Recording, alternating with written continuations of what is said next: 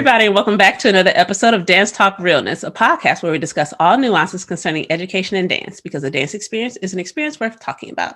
I'm your host, Truly B, and I'm here with my awesome as always co-host, Daryl P. Hey. And first of all, welcome back. Thanks. Because 100% last episode, I was like, he'll be here. Nope. I was like, okay, it's fine. Just transitioning back to in person is that's gonna have to be another episode. Look, I can't even fathom right now. Like I know one of the schools I'll be at, they're talking about for the fall that transition. And I was like, yes, give me time because I don't trust y'all right now. Like I don't trust these kids. I don't trust nobody. So I don't want to do it right now. But for the schools, 100% that child need to get out my house. He needs to leave. The other kids can stay here. He can't stay here no more. He has to go back. He needs to get his 8 to 5, his 8 to 3 back. Look, he needs it. When I tell you, I was like, because when I told him I would change his name in the middle of the week so he could go all the days, he's like, that's not going to work. I was like, sir, you can sit in the parking lot and use their Wi-Fi for all I care. I don't really care how you handle this, but you can't be in my house. He's like, but they're not going to let me do that. Your daddy can be in the car with you. Take him too. Both of y'all can be up out this house. Them other kids don't bother me. Right. They be quiet. They do their work. Every now and then I get an email, but for the most part, they're on top of it. Mm-hmm. Them two, they can go. Y'all go use the school Wi-Fi. Go be over there. So, but then I'm like, I know a lot of people probably are still very much so not sending their kids back, which I do get. Because even if they aren't as likely to have to deal with like the actual illness, they can still carry it. Right. And then they're just going to be bringing it into the house. And then all the people who legit can, then they'll be sick. But didn't get to tell you yet. I got my first vaccination. Yeah. Had me ready to go to bed. I was done. I was like, oh, I don't like this. They were like, oh, well, you might be a little tired. And I was like, I'm fine, whatever. I got stuff to do. And almost an exact hour later, I was like, oh. Y'all got me messed up. I'm tired. And then I had class and I was like, and I had to present and I'm just like, yo, come on, guys. And so literally, this is how I look at class. Eyes about shut. My professors are like, okay, after you present, you can log off if you need to. Like, it's okay. And I'm like, no. I've never done it before. I'm not doing it now. I did cut the camera off a couple times, though, because I was like, laid out. I was like, I will cut it back on in a minute. I can't. But after that was only, for that first evening. And then my arm was sore for maybe 2 days. Mm-hmm. And now we're pretty much back to normal. Now I'm just a regular amount of tired. Right.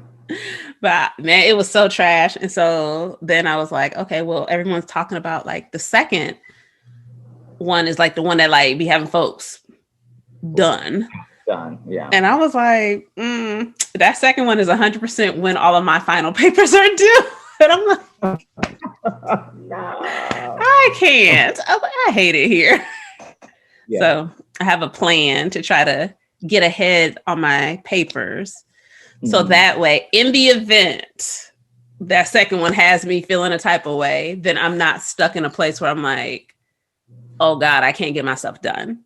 Right. So I know there's the dissertation paper, like chapter that's due, and then a shorter paper for the other class that'll be due same time. So the goal is if I can bang out all the dissertation stuff in advance, like before I get that shot, then Right. in theory, I should only have to worry about the shorter paper, which we'll pray over that. I got that last paper done. I was like, I don't know what I'm talking about, but this sounds like it might answer the question. So I'm going to say this. And so we're just going to Yeah. hope the best for that. That class is a struggle bus, mostly because I don't want to be in there. That's pretty much why. I just don't want to do that class. I'm like, can we just focus on this other one so I don't have to read so much? And they're like, nope. Okay. That's cool. It's fine. not, but it's fine. So, wow, we got really immediately off topic. Sorry. That was an immediate hard left. Yes. All right, what are we talking about today? Oh, vulnerability in dance, not only performance-wise, but also in the classroom. So, what sparked that? I never found the post. I kept trying to look again and I didn't find it. And then I kept getting distracted by other things. I feel like there's a document they're trying to tell me I'm supposed to sign, child. I don't know what's happening. But it was a post that was talking about basically dealing from the instructor side of it, the importance of teaching our students to be vulnerable in dance through performance, and that, you know, it's not necessarily always about like that end product, that sometimes like, you know, the focus can just be on being able to open yourself up. Right. That process. Yes. So process over product, which, you know, I kind of agree, kind of don't. I'm here for a good product. Yeah. I'm here for it. But 100%, I do also see the importance of the process. Me and emoting and really pushing my students to emote, I definitely am a staunch supporter of vulnerability in dance. Yeah. To me, I don't want to say that's the only way you can like really connect to the movement, but I find it to be a more authentic way, and I find it to be easier. Just from my personal experience and like experiences with students, that when they are able to really open up and see the ways that the movement really does connect with like their own lived experiences, that reads a different way than them putting on whatever emotion or feeling the piece is about. So yeah. No, I agree. I think that that sometimes even if you haven't had that lived experience, but like are able to, like, I think that's where like the process is really important, because sometimes, you know, being in the work, right, and like in the work is like the dance work, but in the work is like the process and of like maybe even making or experiencing dance, I feel like can bring up emotions that like sometimes you don't really know or have like maybe you don't have a necessary like experience with that, but like it just brings up maybe the emotion that, you know, someone as like the choreographer felt. Maybe not felt that, but I'm like really understanding where that's coming from, or like you said, like it's actually being connected to my own lived experience. So therefore, like I can really kind of put myself into the dance. Because I've had moments where like I feel like there was like some improvisational score that I've done before that really, for whatever reason, like made me super emotional. And we were in an art gallery and we were kind of like improving and like moving around this art piece. And I don't know, there was just something in the choices that we were making, you know, really kind of brought me there. But like, you know, sometimes I think that's the thing about improvisation. Like sometimes you're just so in, like that's a place where you're in a process the entire time, right? Yeah. And while you're in a process, you're creating a product, right? And so um, I think you're able to kind of really let some ideas of that finish go, and like really, I don't know. I just feel like you're in a different mind space, right? When you're doing that. But it's interesting to I guess I question, like, how do you then translate that into like choreography, right? Like when you really want dancers to engage in that other mindset, right? That mindset that where you're just really just focused. Yeah. Yeah. Yeah. No, I think to that, it's at some point it may be kind of a type of putting on, like especially when you have to like keep doing the piece over and over and over. Um, but I think being able to find that initial connection through the process kind of helps with that, in that I I can recall doing it in process while making those connections. And then I just try to replicate that, which again is still a kind of putting on. But instead of it being like from the jump that I've never connected, then now I'm pulling from the connection that I've already made, if that makes sense. In my head, it's making sense. God, I'm still tired. I don't know.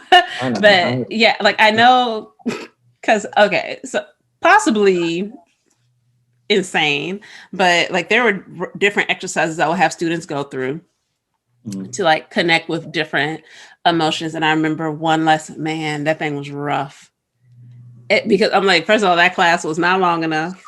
I needed more time to like really talk them through and like get them back off the edge. But like I would walk them through not only scenarios, but also have them put people in their lives in these situations, which is a horrible thing to do to people.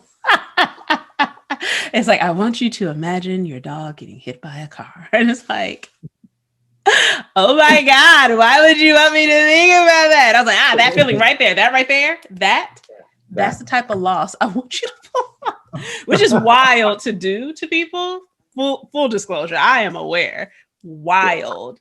But before doing it, I definitely had a lot of talks with them.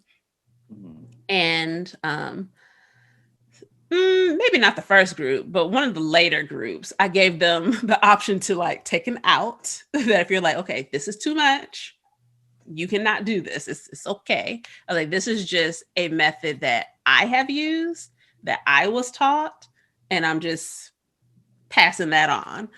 And so like them older groups though, it's like, well, we're here now. So now you're going to be picturing all these horrible things.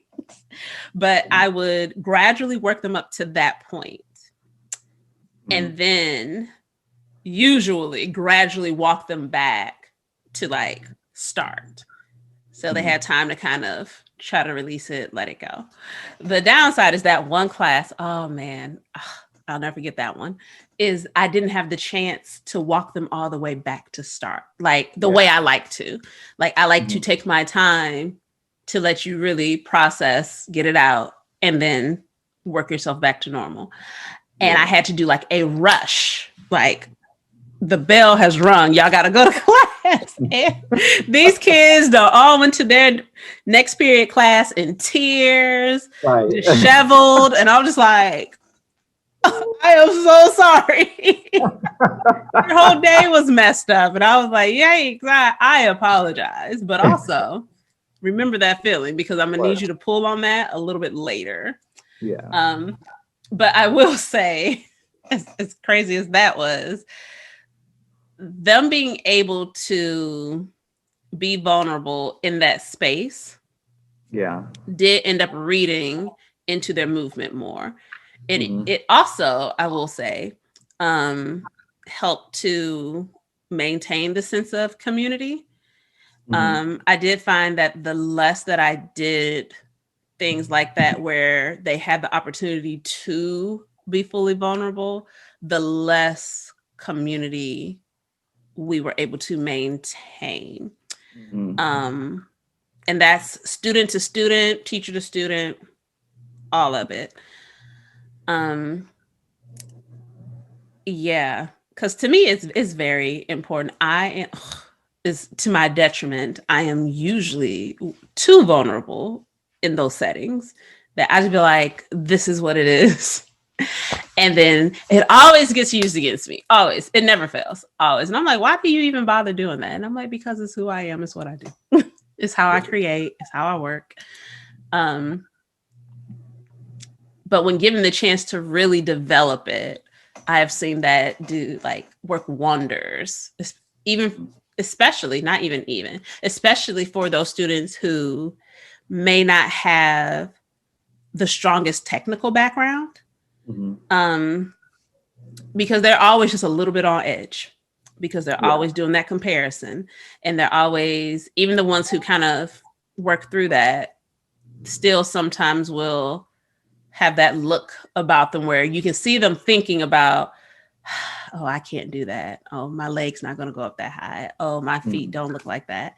And even though they know how to check it and say, okay, but I am good at this, I can do this, there's still those moments of, well, I don't want to put myself out there because I don't know that I am like that. I don't feel good enough to put myself fully out there. So I think having that space where everyone's able to be vulnerable kind of helps to, it doesn't erase technical prowess or lack thereof, because it's not going to erase how long you've been exposed to it, but it does help to, I think, ease it a little bit and kind of like level the playing field. Yeah, because sometimes, I mean, we all, I mean, yeah, you know, we all experience the dancer that's a beautiful dancer, but it's like watching cardboard. And you're just like, I hate you because you're beautiful, but I hate watching you. I hate watching you dance because you look bored, you look pissed, you just look like you're not even there, right? And sometimes I rather watch that person who is just pivot, turn, walk to the side, and you're giving me all the attitude you're giving, or someone who's just in such a emotive state where, you know, you're doing very, I don't want to call the movement simple, but I would just say that you're moving, right? You're doing movement. You're not doing technique. And it just looks better than the person that can do like 5,000 fuetes. Like, it does. I rather watch you. I 100% have told students that exact thing. I'm like, I would rather that person who is hungry and pushes and like really connects and really dances it than the one who has the perfect technique. Because I'm like, you're boring to watch. Yeah. Now, if you could have all those things, like, then yes, in love there. But if I have to choose, I'm like, nah, I'm gonna need you to be open and like able to connect and help me connect through watching you. Yeah, exactly. I think that's the you know, I think audiences come to dance concerts, you know, definitely to be entertained, but I think they're shocked. Or like, not shocked. I think they're just more like, maybe shocked is the word I'm looking for. They don't know that they're sometimes coming to see something that's going to really make them think or make them feel. And I feel like, I think the pieces that do that sometimes aren't the pieces that the entertainment comes from doing the big leaps, the big jumps, the big turns. I think when you really come and you're left, maybe, I think comes from really being able to be vulnerable as a dancer.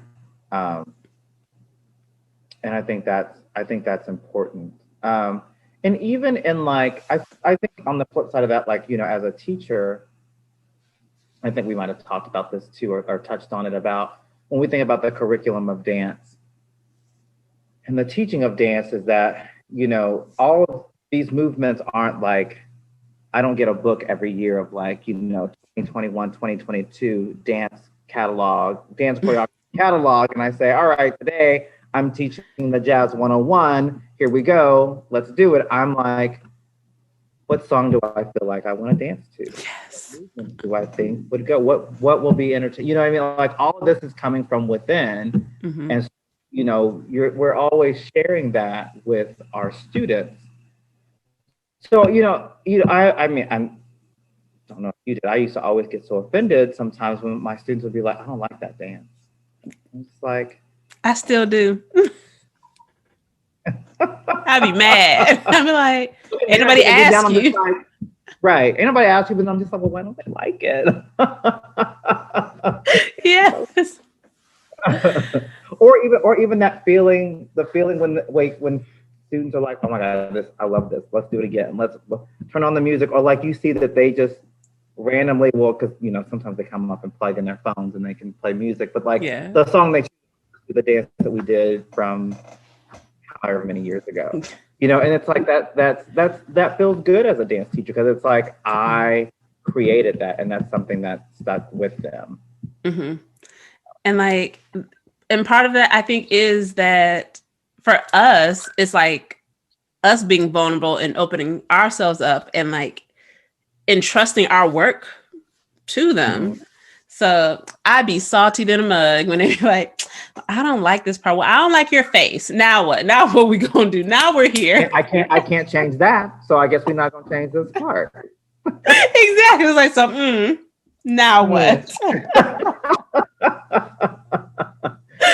But it's like it feels like such a personal attack when you've opened yourself up like that, and which I think is part of why people don't like being vulnerable, is because you're opening yourself up for attack, and you're hoping you're not, like you're hoping it doesn't happen, but you know that the possibility exists, which is like all up and through the dance world is that there's always a chance for you to get your feelings hurt.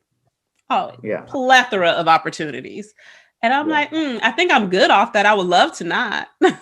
But I also know that the only way for me to not get hurt is to just not do anything else. Mm-hmm. That's the only option left. Because even if, let's say, I almost said something real slick out my mouth. You was gonna know who I was talking about too, was the fun part. Let's say that I decided, okay, I am not I'm choosing words. I am not going to create pieces on my students with the intent of it being shown like outside of like our regular school concert. Like I'm not gonna send it to MDA. I'm not gonna send it to state. We're not gonna send it nowhere. Like the only thing I'm creating is just for what we do in-house, get through assessments. Mm-hmm. I personally think that is a type of avoidance of vulnerability because, you can still get your feelings kind of hurt because kids are trash. They are.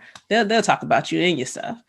But me stepping back from really putting work out there is me trying to protect myself because I don't want someone to tell me they don't like it. I don't want them to tell me that they didn't connect with it or they didn't get it. That is by far one of the most annoying comments ever. Well, I don't understand this. Okay, well, shit, you didn't understand. That don't mean that the intent wasn't there. That didn't mean that I didn't explain it. You just didn't connect the dots. That's a personal problem. That's not a me problem.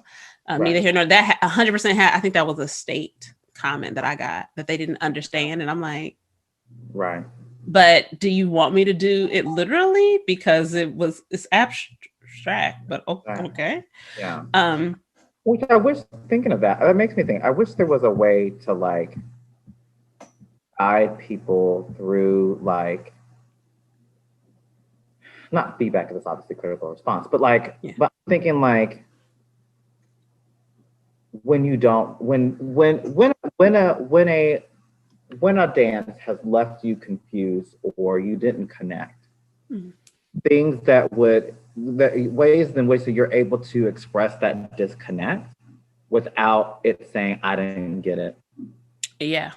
I don't know what I watched. You know what I mean? Like, yeah. Anyhow, continue. I just. Yeah, no, I agree because I'm about to harp on it. So when I tell you, because I was heated with that feedback because I had berated those children into that performance. Like I was on them like white on rice. My foot was on their neck. And even though it was like the preliminary video for them to decide, they really worked hard and they came close enough for me to feel okay submitting it to what I wanted it to be. And in these trying to fix my words, these people who they were happy when I did pieces that were blacking it up, but then when I do like a for real modern piece, then all of a sudden you don't get it. I'm like, you got all this other shit that's on the stage though. You got all of that because you's a fucking lie if you say you did. No, you did not. Yeah. But I'm still working through it because I'm still mad.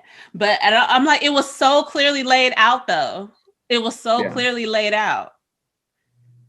Like even to be an abstraction of the idea, it was very sequential. Like I didn't jump back and forth. I was like, no, but we're going to tell this whole story, but we're going to tell it this way.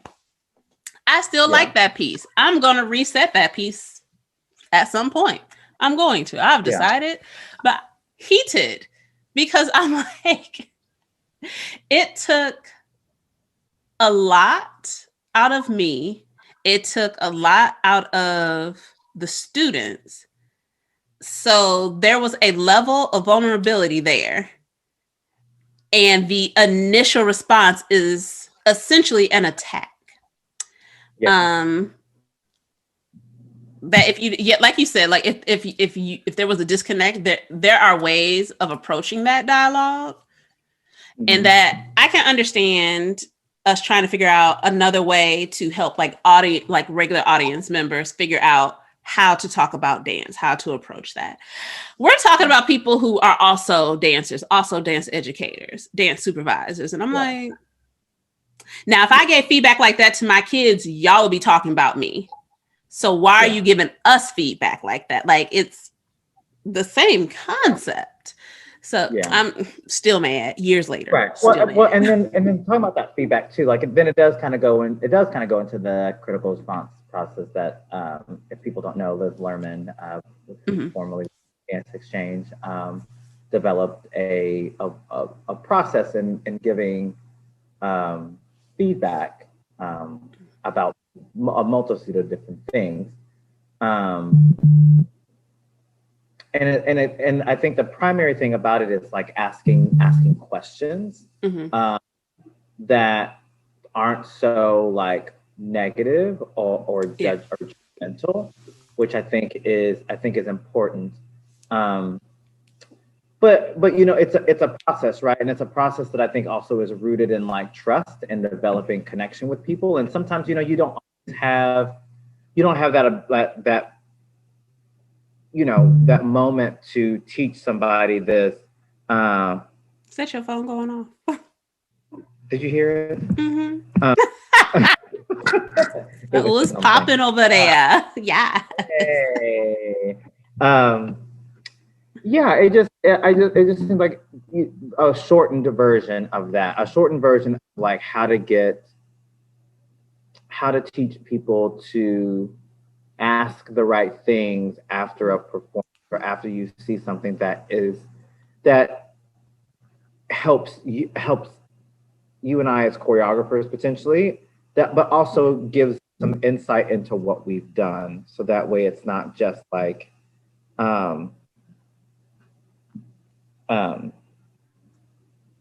yeah, I think it just gives them an opportunity just to learn something, and get clarifications on like maybe the things that they missed, right? Yeah. I don't know, but I think I mean, when you come, there's just so much vulnerability just in dance in general, as an audience member, as a choreographer, as a dancer, even the lighting person, there's a lot of vulnerability in that too, right? And like, I think help and selection. I mean, everybody is putting their best creative foot forward. And everybody wants what they want, right? Or has an idea of what they want and want to express it, for whatever reason. But, you also want to,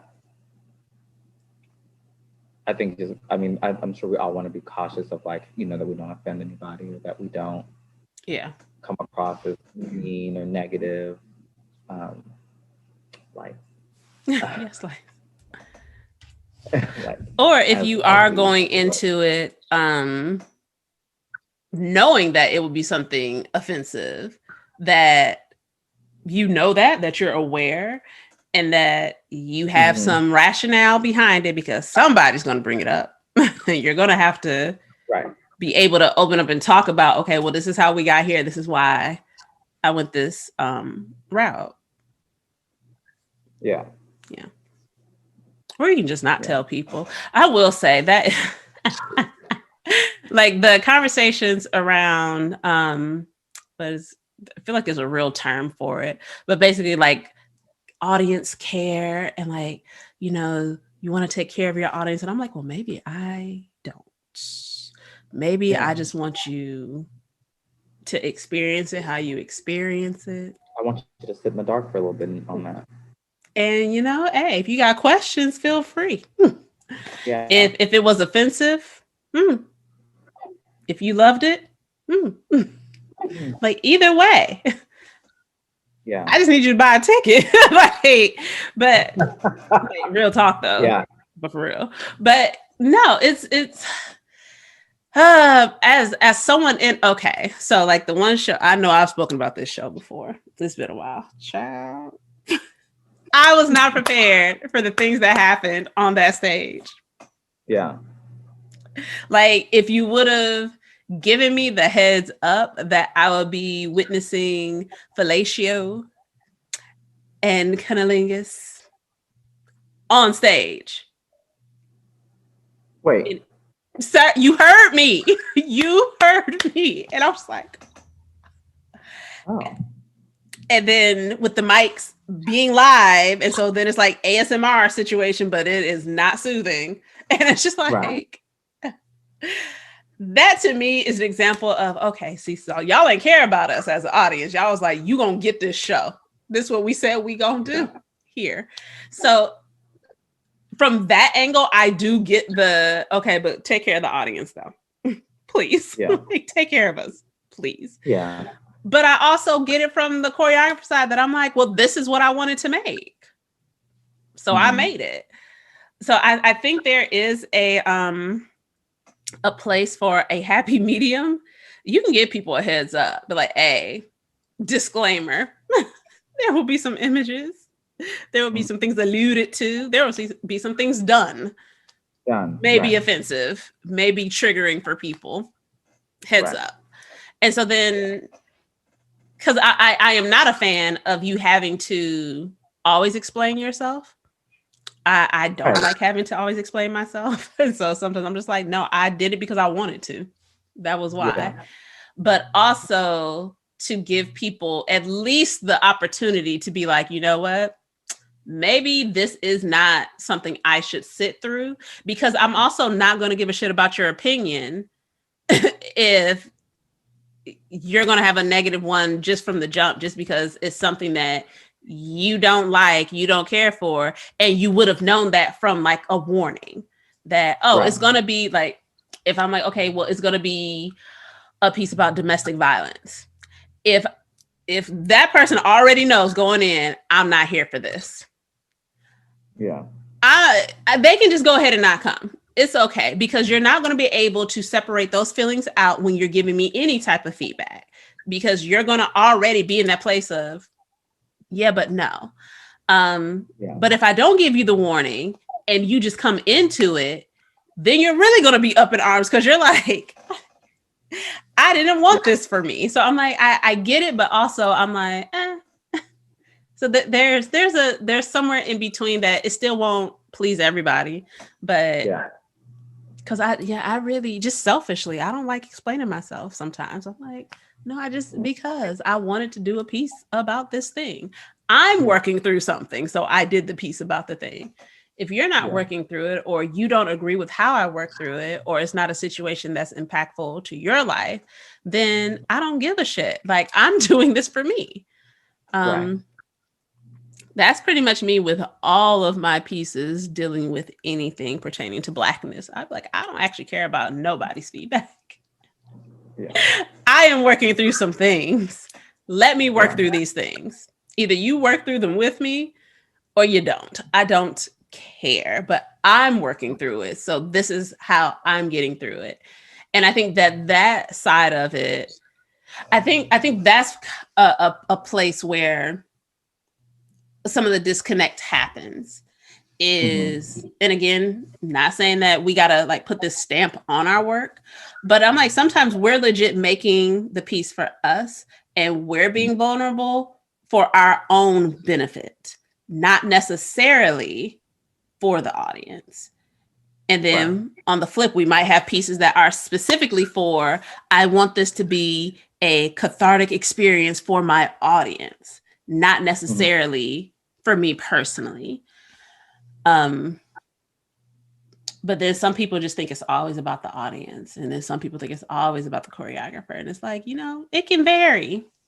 We can switch it up. I don't know. I don't know. I hate that I'm vulnerable, but then it backfires. That's the only thing I don't like about it.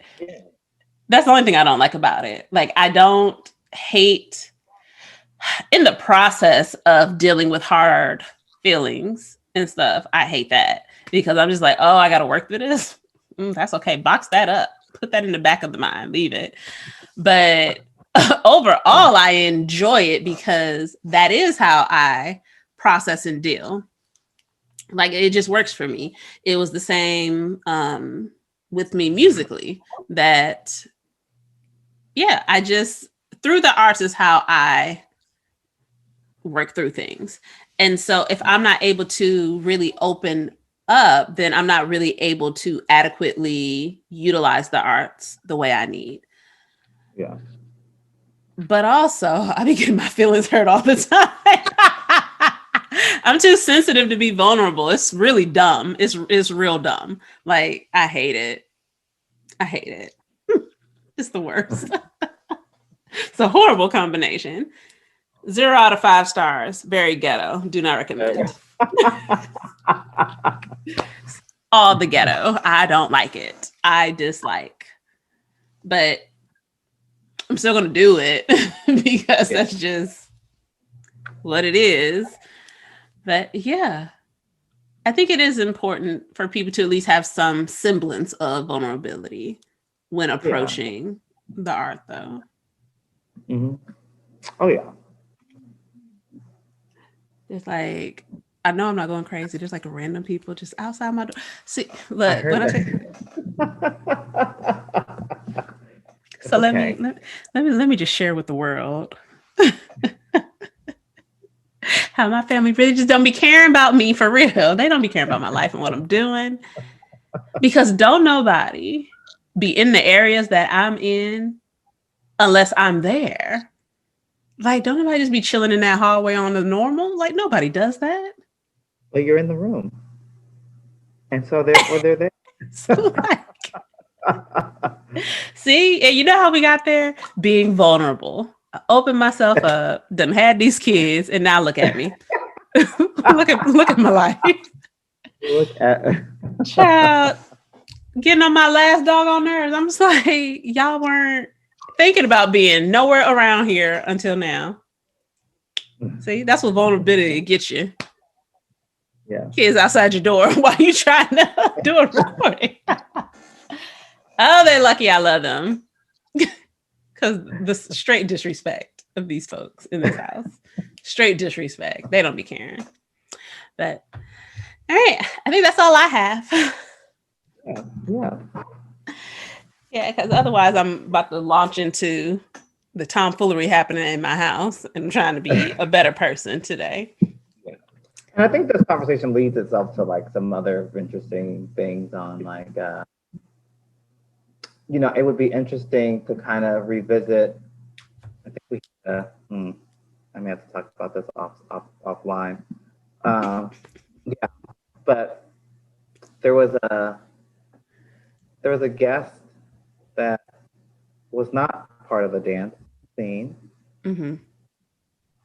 It would be interesting to get more and feedback from him. Yeah, on that vulnerability piece. I agree. Yeah. So come on back if you're listening. Yeah. Shoot a text. Be like, hey, guess what? Hey. Run it back. We got some questions for you. Yeah. We want your perspective, of which I'm actually going to be on there.